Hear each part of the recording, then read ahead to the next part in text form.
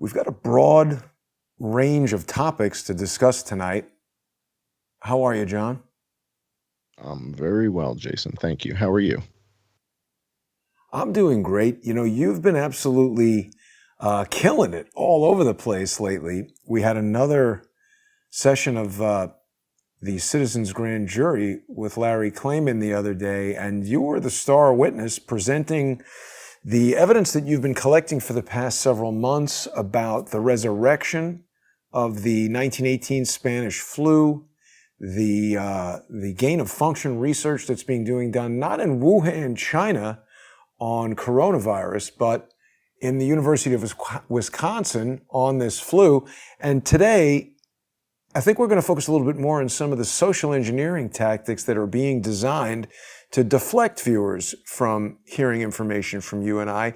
Before we get into all that, though, I want to congratulate you, John. You've reached 40,000 subscribers, excellent milestone on the John E. Hoover YouTube channel. People can watch us every week. We've got simulcasts up. What happened there? Did I forget to check something here? Let's see here. Hang on. I thought I had it all set.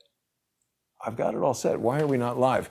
We'll come back there and have the video for subscribers of the John E. Hoover YouTube channel. But there are congratulations in order separately in that happy 80th anniversary. Indeed. And you know, this is kind of a special moment. So for those of you who are not familiar, I took the nom de plume of John Cullen, mainly because the story wasn't very well known. And where I grew up, it was somewhat of a legend. And I used to spend time out at Camp Hero. And, you know, so for me, it was, you know, yeah. Camp Hero? Uh-huh. Did you see the episode with Jimmy and Joanne Moriarty where James Files came on and said that he was taken as a child to Camp Hero and that he was trained to be a super soldier? No, but that's what they were doing out there for sure. They were doing, I mean, that's the place where I believe, I don't want to screw this up, the audience probably is going to know this better than me, but I think that's where they were doing like the Nikola Tesla experiments was out at Camp Hero. And that's the whole time traveler stuff that was going on. So yeah, that's consistent, but it was at Camp Hero on the beach. Basically, Camp Hero is just about on the border between Montauk and Amagansett on Long Island. And I used to drive my four-wheel drive vehicle out there because you can go through the, drive on the cliffs and then drive down to the beach in Montauk. And if you're a fisherman, it's really a beautiful spot. And I used to go down there to fish for striped bass and bluefish.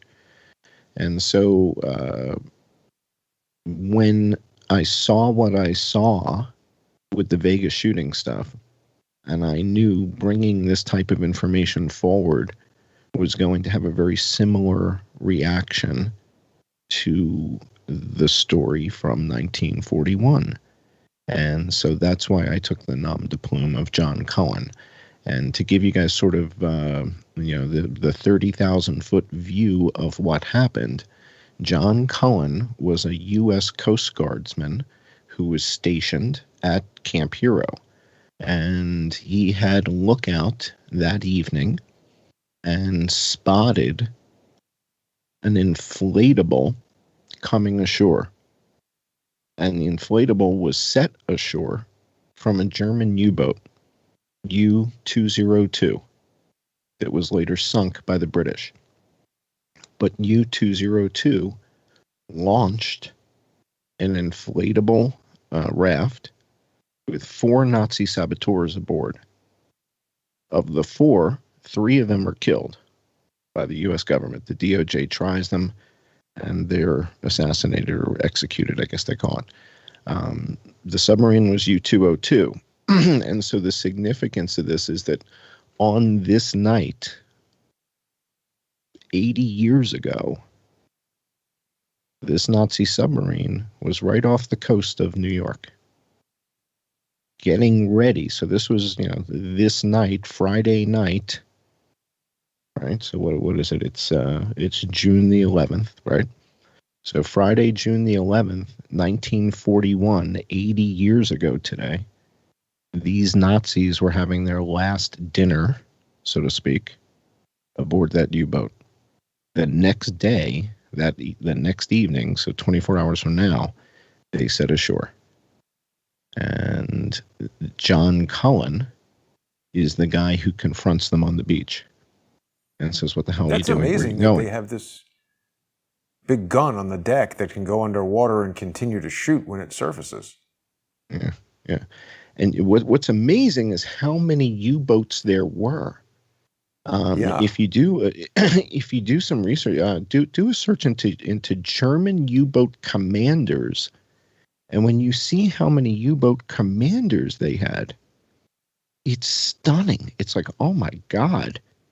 So the numbers of U-boats that these guys had was just phenomenal.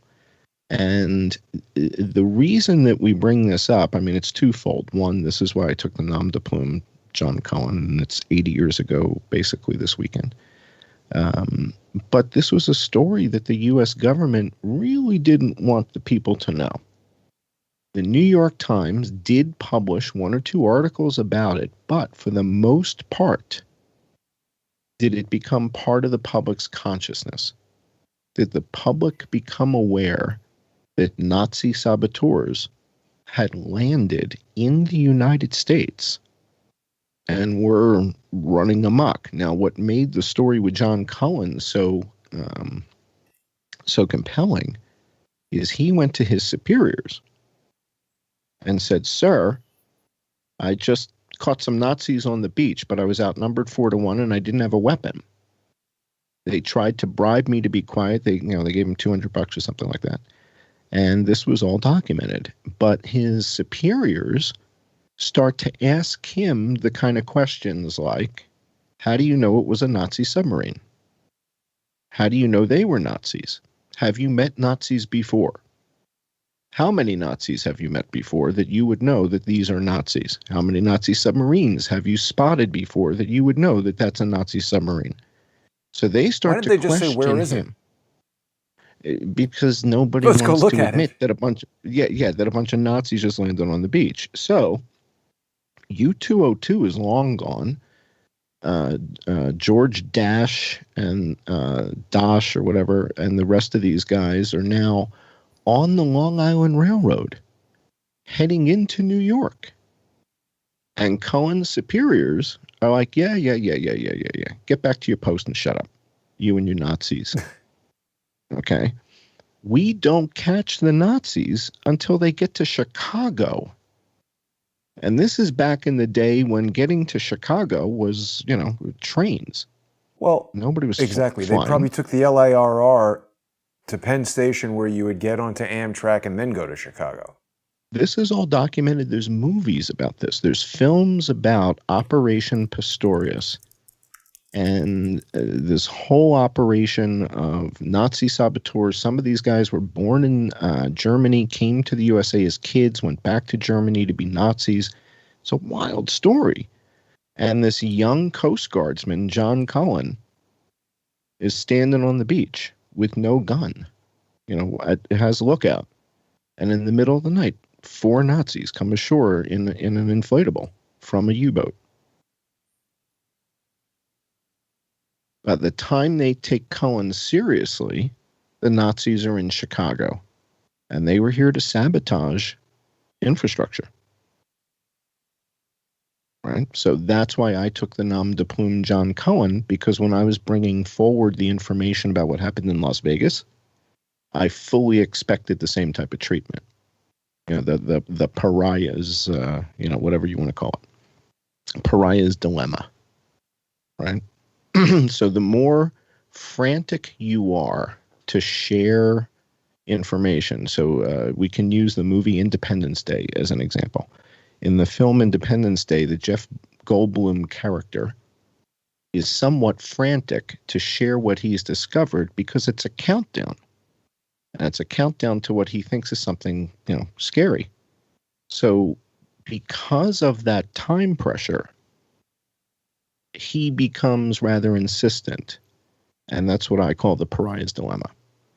Right? And when I found out what was happening, or when I thought I knew what was happening in Las Vegas, I was worried about the World Series. And the World Series was just a couple weeks away. So I was suffering from the pariah's dilemma myself, because I was eager to get this information out. So that's the story of John Cullen. 80 years ago this weekend, this guy spots Nazis on the beach on Long Island. And more Nazis end up landing over the course of, I guess it's over the course of the week or month. Another Nazi U-boat lands, I guess, in St. Augustine, down in Florida. And so this isn't the end of the story. There's more to this.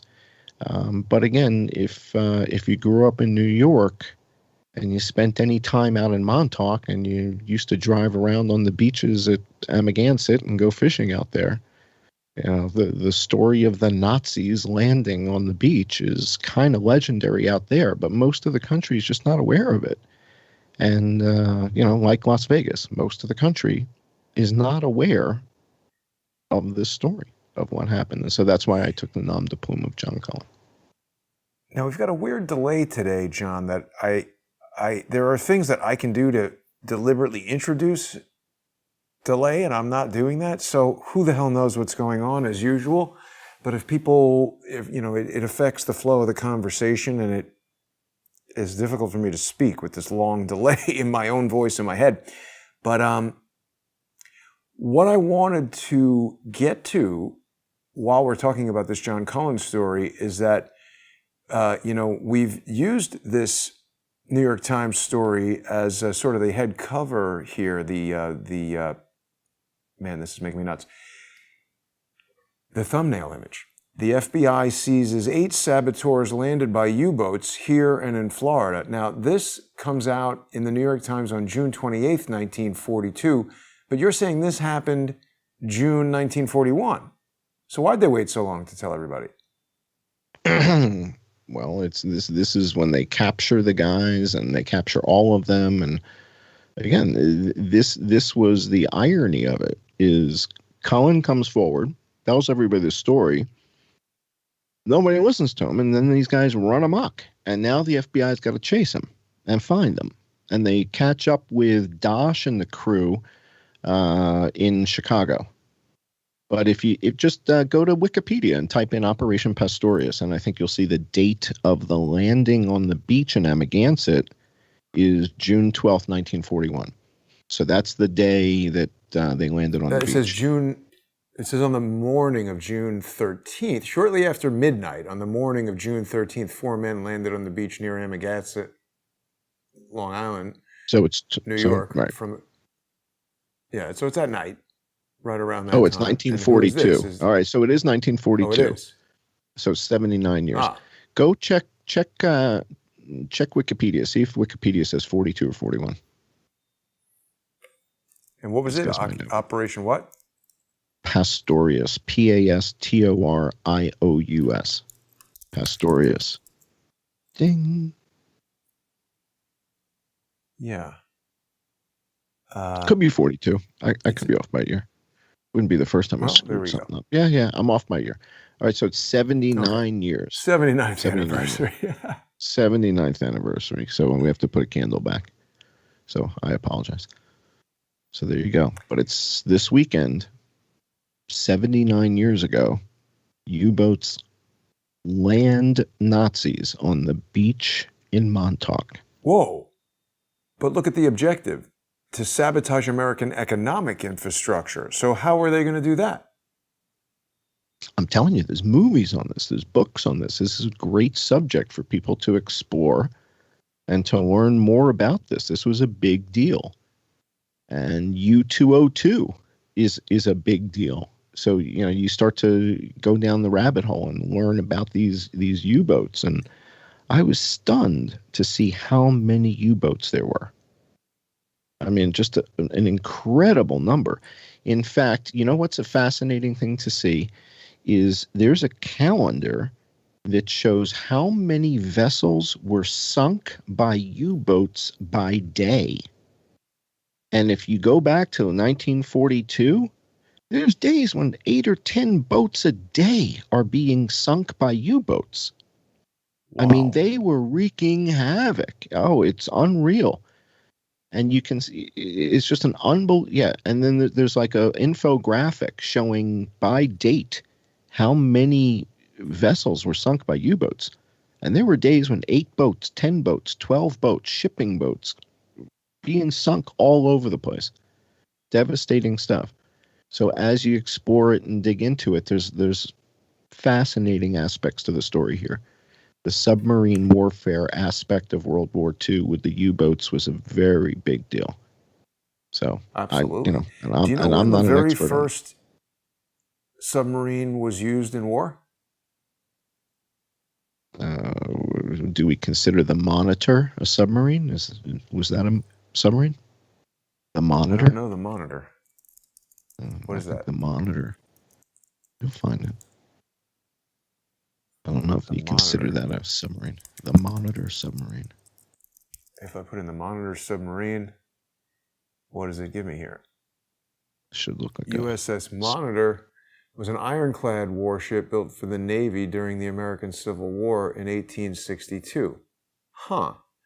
Well, I didn't know about that. How'd I do? Close enough for horseshoes? That's not the one I was thinking of. I was thinking of the USS Hunley. The Hunley was a Civil War wooden submarine. Maybe it was the first one sunk in war. I think it was the first one used, but I could be wrong. U.S. Hunley, often referred to as the Hunley or the CSS, because it was a Confederate ship, not the USS Hunley. It was a submarine of the Confederate States of America that played a small part in the American Civil War. 1863. Hard to imagine, right? And they basically used to, they put a candle in it. And when the candle went out, they were like, oh, we're out of oxygen, surface. So a lot of people died in this type of submarine. Yeah. Hell of a method. Yeah, it's amazing how far we've come in the last 100 years, right? From, what was it, in the 1880s, right? We had hot air balloons, right? That was it, right?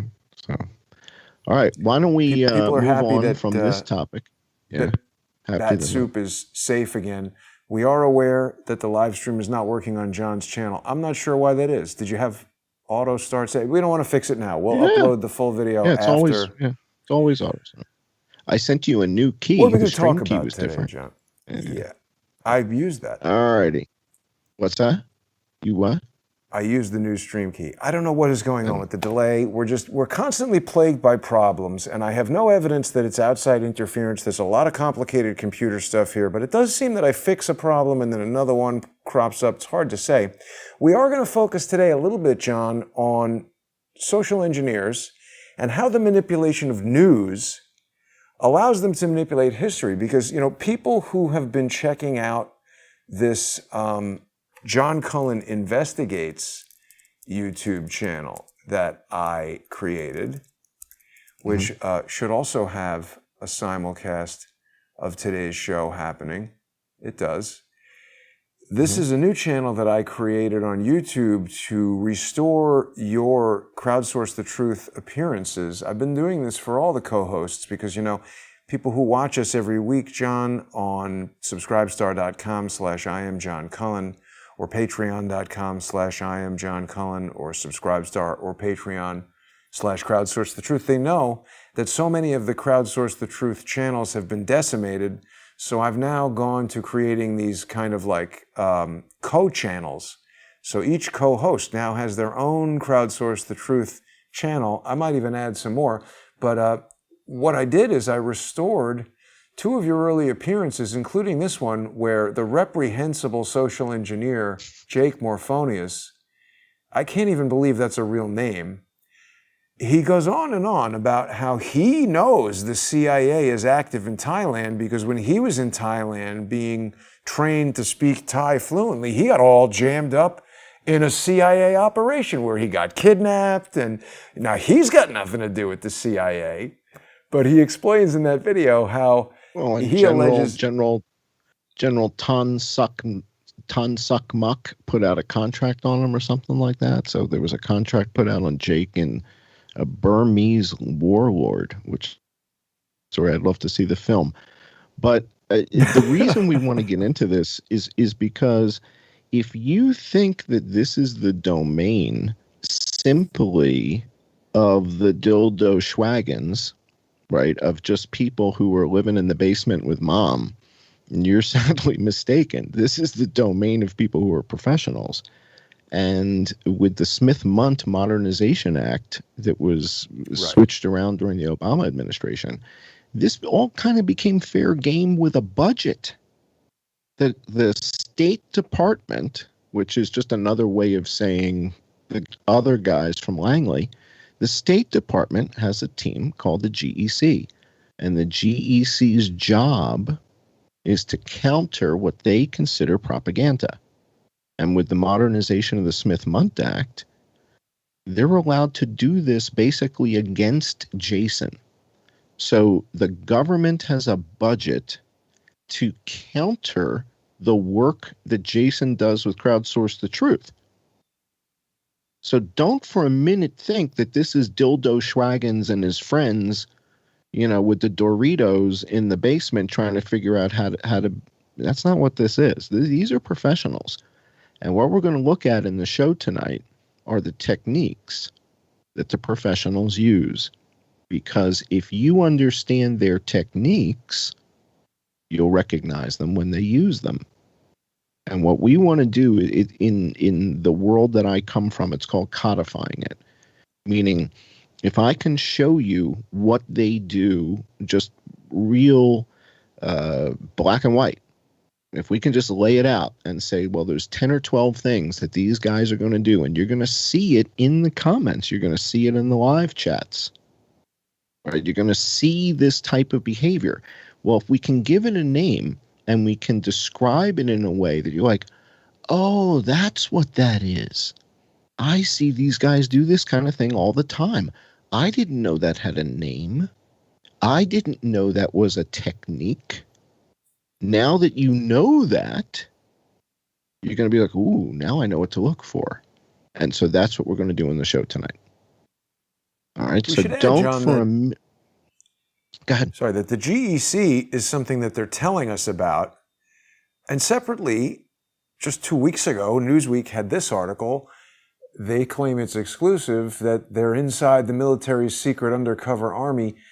This is not talking about the Global Engagement Center. This is talking about something that it alleges is previously unknown. The largest undercover force the world has ever known is the one created by the Pentagon over the past decade. Some 60,000 people now belong to this secret army, many working under masked identities. Notice I've always objected to these people who come into our comments with obviously masked identities, trying to maintain low profiles. And I say, listen, if you want to argue with us, send me your phone number, create a burner Skype account, let's have a conversation. But what these guys do is they like to snipe at us, John. They like to post nonsense and crap to try to create this false sense of consensus. Do we want to get into some of this stuff, or? Well, it's not even a question of like. It's a question of there are techniques.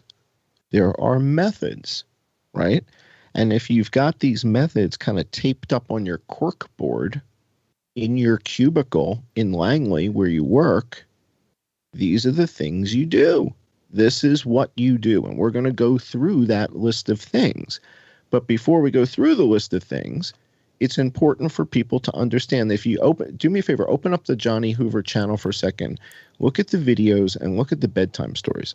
Because the bedtime stories is us simply reading stuff like Operation Sea Spray and Operation Crimson Contagion. And we're reading the source documents. So, we're not reading a story from somebody's perspective. We're reading the source documents of Crimson Contagion. We're reading the source documents, when Ray Kurzweil protested. But all of these bedtime stories are the blue ones. The bedtime stories all have like a blue hue. If you zoom out and look at all the videos, you'll see they're all kind of in a blue thing. If you just go to the videos, or playlist, there's bedtime stories. Fourth from there, you go. Right. So these are, again, this is like official stuff. This is, the Agog the Virus Hunter story from Sports Illustrated. We read that.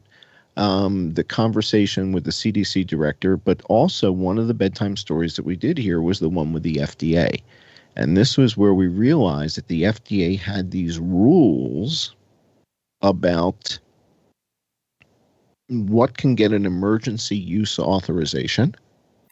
And in order to get an emergency use authorization, what conditions have to apply, right? So we kind of learned that from reading these documents. And what you learn from Operation Crimson Contagion and Operation Sea Spray is that the government doesn't really tell you that the U.S. Navy is going to spray bacteria all over San Francisco. They didn't tell you about that. They thought that was, wow. You don't really need to. Yeah, you don't really need to know about that. That's Operation Sea Spray. So that's one of the bedtime stories.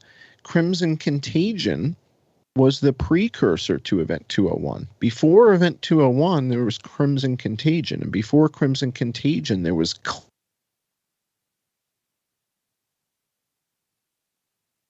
John? I'm here. Whoop. You froze there. Before Crimson Contagion, something is really weird going on here today. I mean, everything is working, but kind of, I don't know. So before Crimson Contagion was what?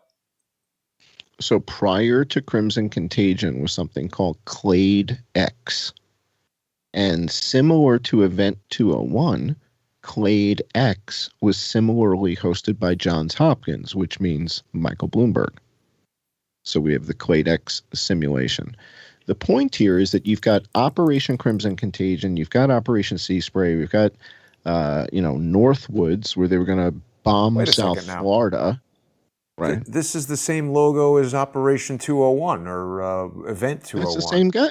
Yeah, it's the same guys a year earlier. That's what I'm telling you. Before 201, there was Clade X. Wow. Everybody's all, 201's the most important thing. No, you dopes. They've been doing this forever. You watch Alex too much and you take what he says too seriously. So this is Event 201 the year before. And the year before that, it was probably called, Green Cricket or whatever the hell. They've been doing this stuff forever. And the point is, if you guys keep doing these exercises, how the hell did you end up with 600,000 people dead? How'd you do that? Who is this? You doing? This is the crew. Yeah, these are the people who. Jamie Gorelick. Wow. There's Jamie. So there's Jamie. So these are the different people who are playing the roles of, so there's the Secretary of Homeland Security is Tara O'Toole, and they go through the simulation. There's Tom Daschle. He got anthrax in the mail after 2001, after September 11th. So in my recent video, we feature some testimony by the woman next to him, Susan Brooks, the representative from Indiana. And she has testimony in my most recent video, which is called the Gene Genie. And she is featured in that video. So the point is, Event 201 is just another one of these that they've been doing for years. They keep going through them, and every one of them's got a slightly different scenario. And in one of them, the virus, hits people that have a certain blood type. And in another one, 560,000 people die.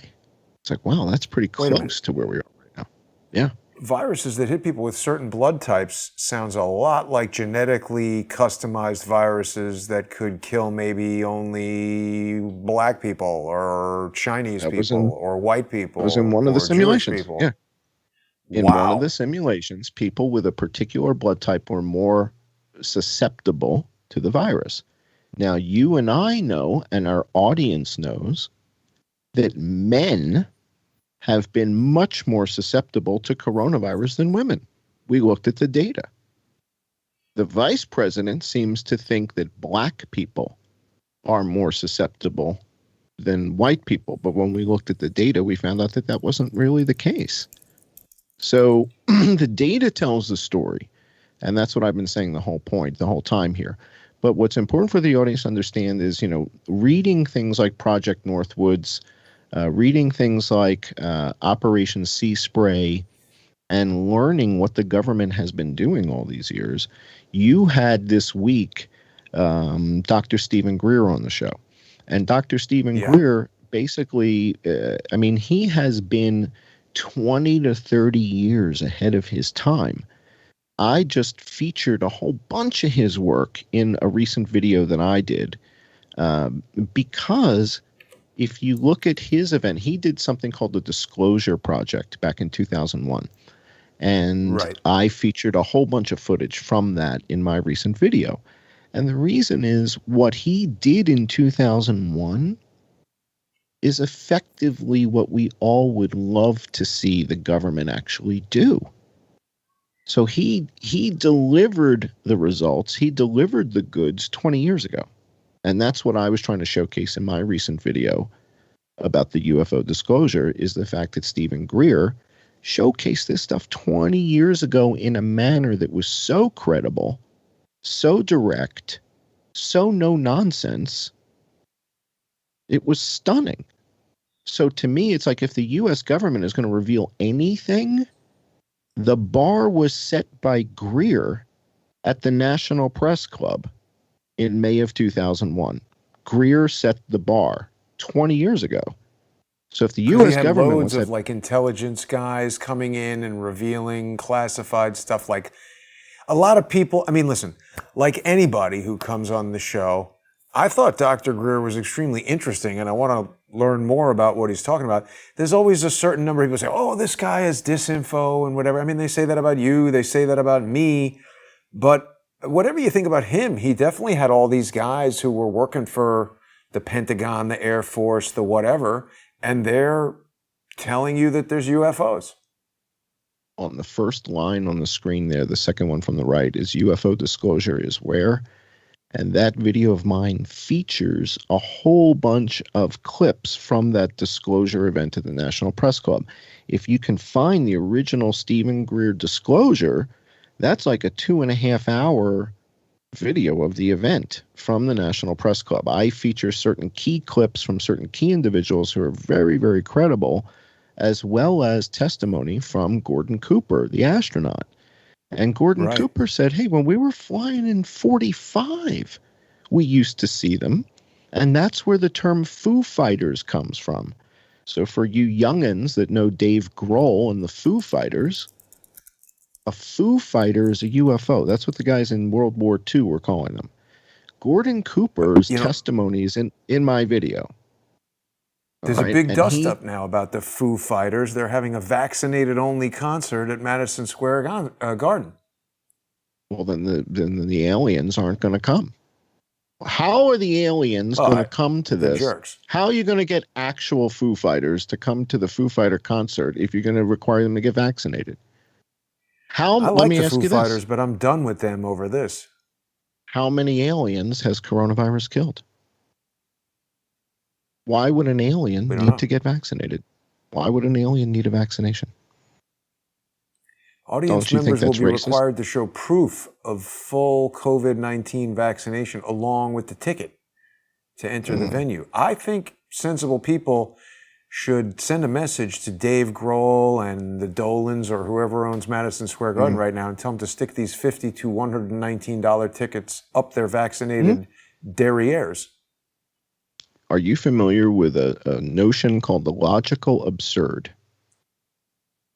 Are you familiar with it? We're going to do a show on the logical absurd. All right, so the logical absurd is, right now, for example, we want to vaccinate all the children against coronavirus, supposedly. That's what the CDC wants to do. So to take that model to the logical absurd would be, well, Jason, is there a list of all of the FDA-approved vaccines? I'm sure, FDA-approved vaccines. Why wouldn't we just give the kids every vaccine one a day? Why wouldn't we? There we go. That's my favorite list. All right, so this is called the logical absurd. Oh, this is fabulous, because the question now becomes, well, why, if one is good, if one vaccine is good, wouldn't two be better? And if two is better, why wouldn't we want to vaccinate the kids from everything? Wouldn't that be the smart thing to do? I mean, what about Ebola, Zaire? If you're not going to Zaire, you might not need that. Well, you might. How many kids have died from coronavirus? 256 school-age children in the United States to date. As of this moment, as of the latest report from the CDC, there are 256 school-age children that have died with coronavirus. More than half of them had influenza. So this is what I mean by the logical absurd. I'm not suggesting it's a good idea. If it was a good idea, it would be like, well, yeah, that's a great idea. But when you look at this list of all the possible vaccines, well, then the question is, well, wait a second. Are all of these things a threat to the children? Do we really have a big Japanese encephalitis virus issue? Is that a big problem, the Japanese encephalitis issue? And if your kid is not vaccinated, well, no, this is FDA, this is USA. So if your kid is not vaccinated against the Japanese encephalitis virus, why not? Are you abusing your children if you have not vaccinated them against the Japanese encephalitis virus? What do you do? It sounds bad. What is encephalitis? Something of the spine? How do I know? What do I know? All I know is, as a parent, I have children. And I'm trying to figure out, well, if one vaccine for my kids is good, why would I not want all of these vaccines one a day? Why won't we do that to my kids? Is that not a good idea? Why is that not a good idea? Holy crap. That's called taking it to the logical absurd. Encephalitis is inflammation of the brain. That sounds very bad, caused by a virus. You know anybody who has an exceptionally large head? I think you do. I think you used to sleep on your. Well, that's not good. Yeah, somebody used to sleep on your couch. Yeah, no, I don't know. Really large head. All right, so let's move on from this. But the notion is there's about 100 different vaccines in that list you just had there. Taking it to the logical absurd is, why would we not vaccinate the children with all of them? Why would you not do that? If one is good, two is better, 110 should be phenomenal. Why not? I think it's because when you actually corner any doctor, they admit that any medical procedure, vaccine, treatment, device, has a risk of adverse effects. All right, so this forces the conversation. Are my children allowed back in school if they do not have the typhoid vaccine? Why not? Why, yes. I want to have a conversation about every single one of these vaccines and how many children have died from the affliction. Because if only 256 school-age children have died from the affliction, where does that sit in this list of, for example, we've talked about the BCG vaccine. The BCG vaccine is used in some countries to vaccinate children for tuberculosis, but it's not used in the United States. Now, why is that? And am I being a bad dad if I don't get my kids vaccinated against tuberculosis? Why would I not do this? As a parent, shouldn't I get my kids vaccinated from everything on that list? Just in case. Just in case somebody at Fort Detrick screws up with Ebola next week, my kids will be protected. Your kids can go pound sand and go find something, but my kids, I'm getting my kids protected from Ebola now before somebody screws up at Fort Detrick. Doesn't that make sense? See, that's called foresight. Well, that's called foresight. I want to vaccinate my kids from things that haven't even happened yet. So let's call Taubenberger. because that seems to be his specialty. Well, but that's any vaccine, is to prevent. It's a prophylactic. So I want a doctor to help me understand why I should not get my children all of these vaccines Monday, Wednesday, and Friday until we get through them all.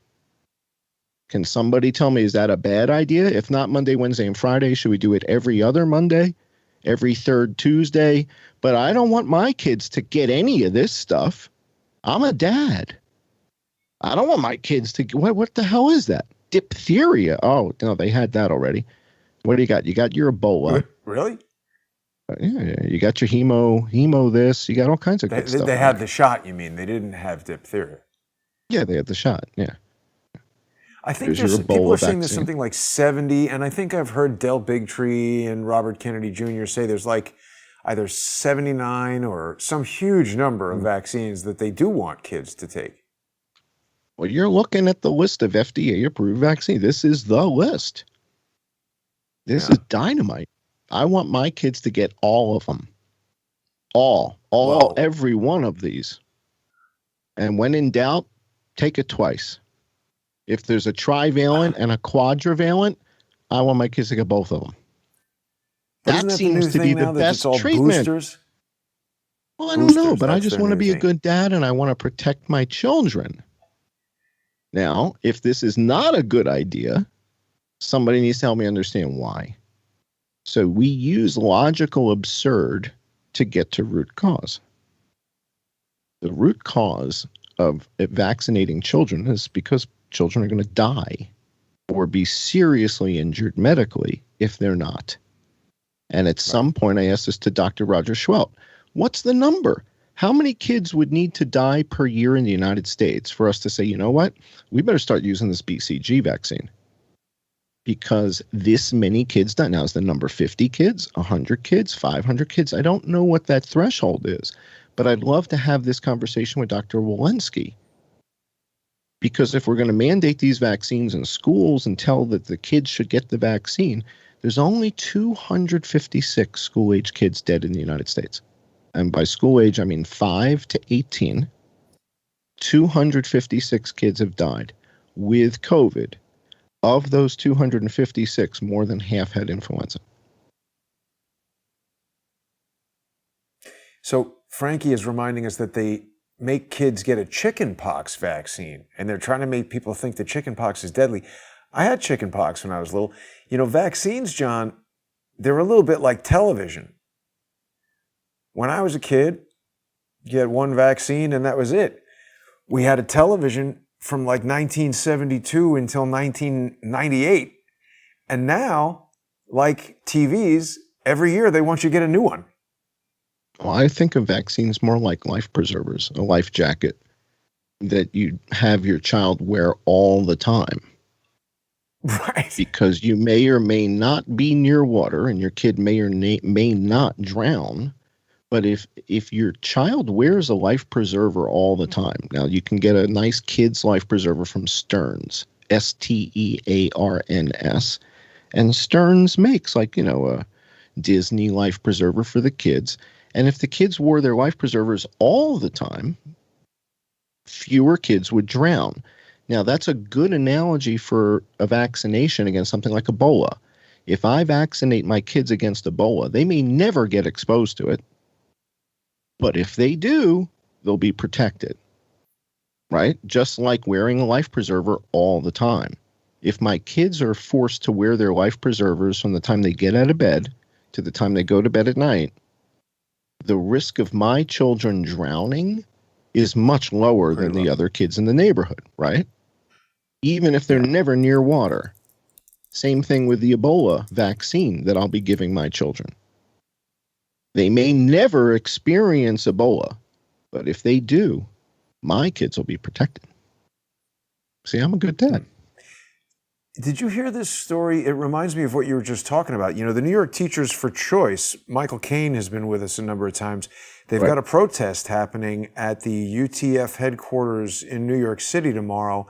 And one of the featured speakers is going to be 11-year-old Jenna Miller, who was in class in her public school in Saugerties, New York, upstate.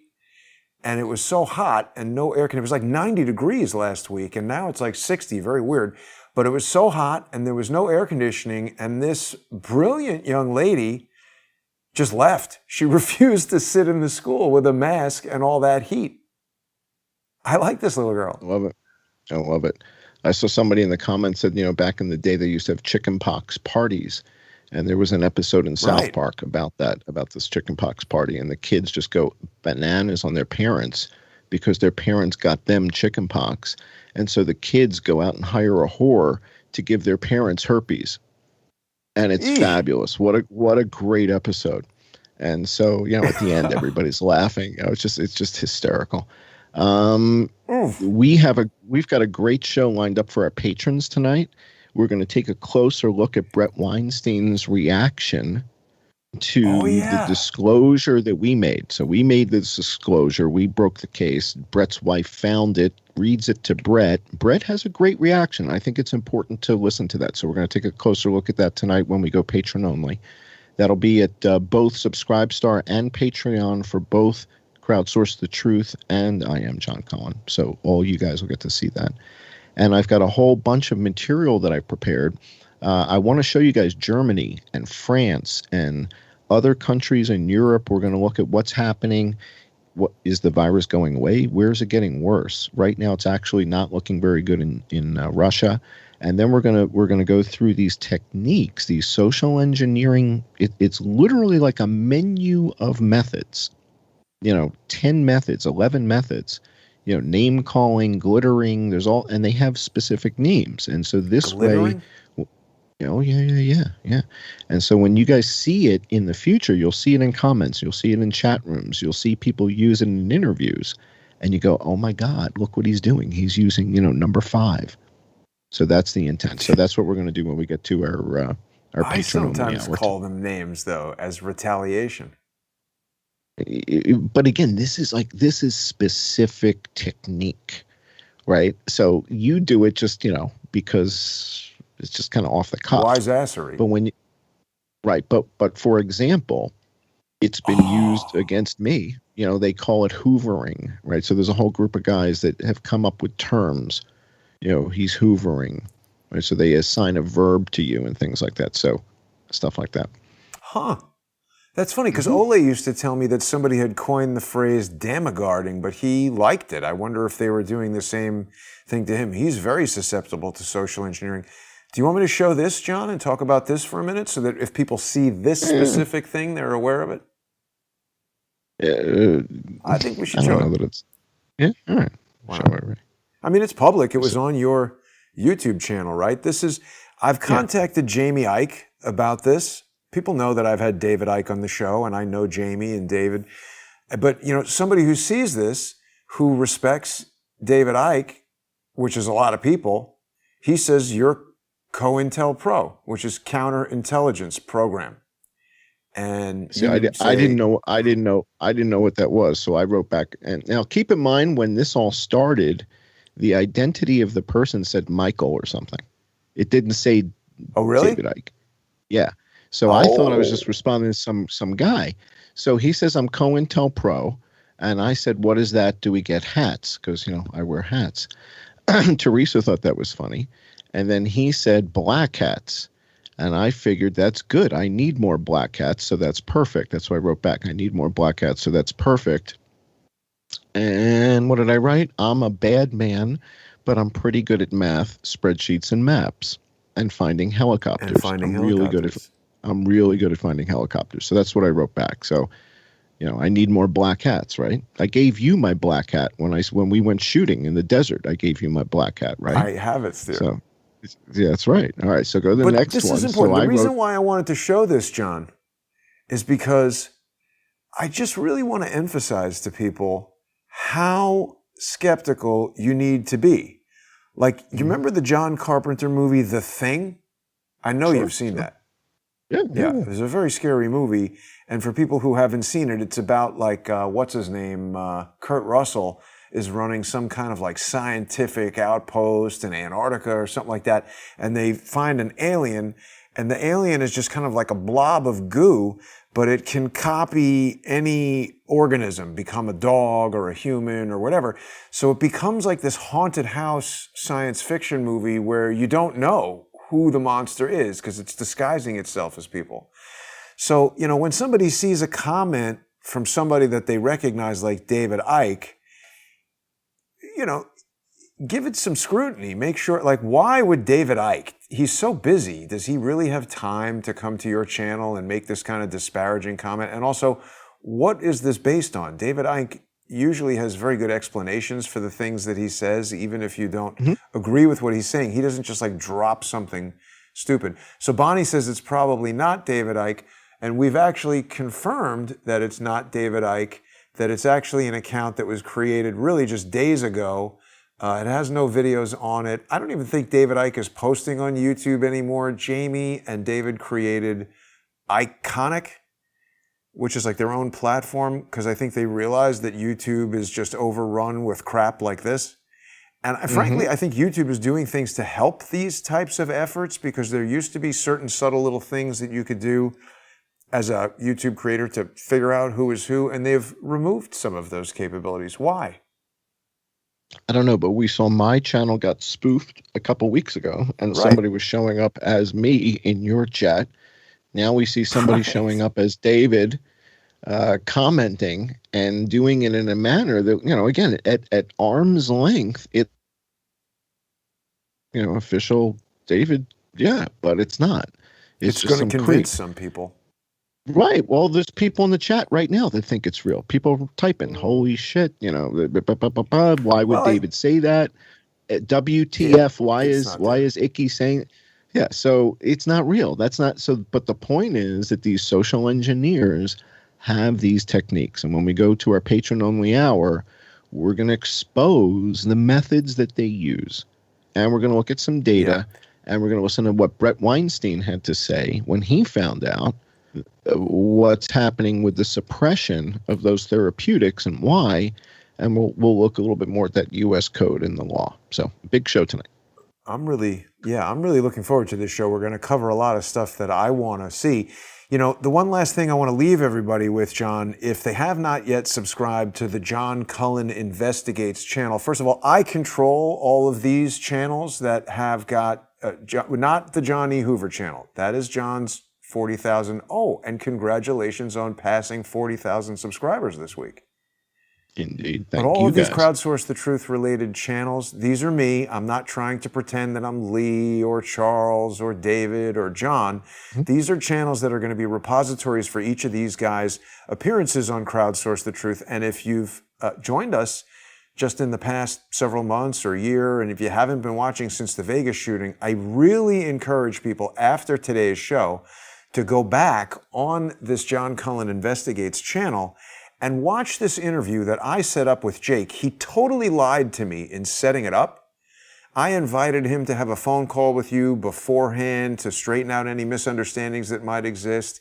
He totally misrepresents the conversations that he and I had prior to the thing. He totally lies about you. He manipulates your stepdaughter. He did all kinds of just reprehensible things. He's a terrible guy and a coward. And I'm thinking also about possibly releasing some footage later tonight that has never been seen before, me interacting with Jake, where I allege he is literally training like interns or trainees or something to be in-person social engineers engaging in what some people sometimes call street theater. Pretty staggering. But Jake Morphonios, you're a liar and a social engineer, and you have never provided the evidence that you claim to have in this video almost 3 years ago. So, John, we're going to head over to subscribestar.com/IamJohnCullen, patreon.com/IamJohnCullen, subscribestar.com/crowdsource the truth, and patreon.com/crowdsource the truth. We're going to dig into all of this stuff, and I'm really looking forward to seeing everybody over there. Thanks for watching, everybody.